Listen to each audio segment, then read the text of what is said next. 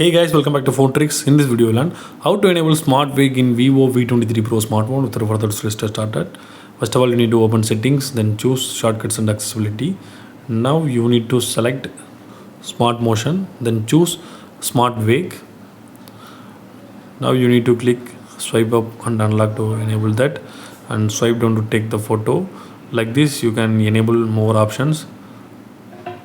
So after enabling in the lock screen, if you swipe up like this, the screen will get opened. You can see like this.